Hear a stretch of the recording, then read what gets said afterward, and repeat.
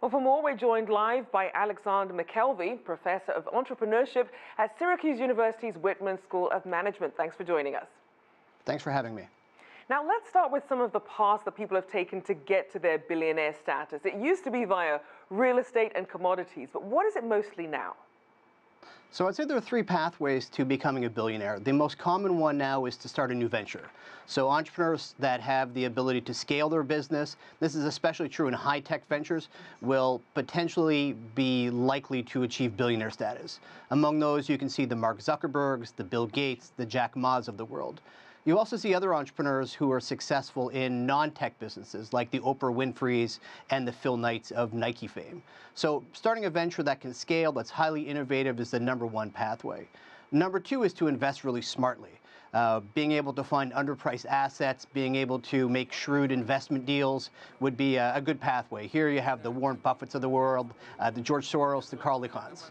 The third pathway, and people sometimes forget this, is a lot of billionaires inherit their wealth. They take over from other family members through divorce, through death, and so they achieve billionaire status through bloodlines. And speaking of family members, obviously with Kylie Jenner being named as a self-made billionaire despite her wealthy and well-connected family, the Kardashians, that really did raise some eyebrows. So what does that self-made distinction actually mean in this context? So I think that the distinction in Kylie Jenner is that, yes, she comes from a successful family, but she's also been able to be successful through her own entrepreneurial efforts. So she's been able at successful in developing her own brand, launching new products. And so in her case, she's had the ability to have the buffer of having a successful family, but also been really good at being a solid entrepreneur. Now, one of the things that really tackles entrepreneurship is this idea of failure, though. So does having that cushion, does it really make you self-made?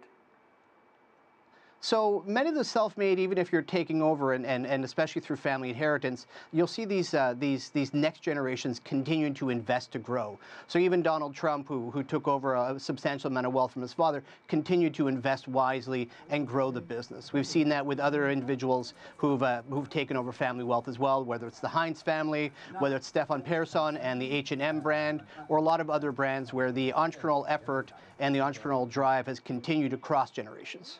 Now, once people make it into this exclusive club, what are some of the pet projects that they tend to pursue? So I'd say that, again, there's probably three main categories of these types of pet projects. One is the change the world type of pet project, and here you can see the Gates Foundation or the Chan Zuckerberg Foundation, where the goal is really to give back and provide a better future for others. And you can think of Norwegian billionaire Kjell Inge Røkker, who provided a tremendous vessel to go through the oceans and remove plastic. You'll also see pet projects that relate to technological innovations. And again, these kind of change the world, but I think the emphasis here is on these big picture, long-term, high-cost new innovations. With this, you can think of the Hyperloop and Elon Musk. You can think of space exploration. You can think of deep sea exploration and other things like that. You also have some vanity projects, and a lot of the time those tend to be things that will benefit the billionaire him or herself as opposed to the community. And here you'll see pet projects like buying a soccer team or buying any other professional sports team, or addressing the issue of immortality and kind of wanting to have the billionaire continue life onwards without any illness. To a certain extent, you have Jeff Bezos' 10,000-year clock there. That doesn't necessarily seem to fit a specific type of change the world focus or technological innovation, but would kind of relate to their brand and self-identity. So do some of these entrepreneurs, the Zuckerbergs and the Bransons, do they tend to see the same success in their philanthropic efforts as they do in their business efforts?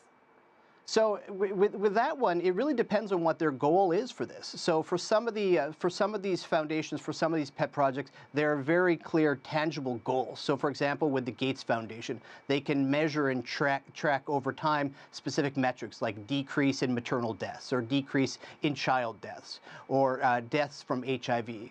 You can also look at the Chan Zuckerberg Foundation and looking at the number of glasses they've given away. And they recently had a celebration for the 100,000th pair of eyeglasses they've given away.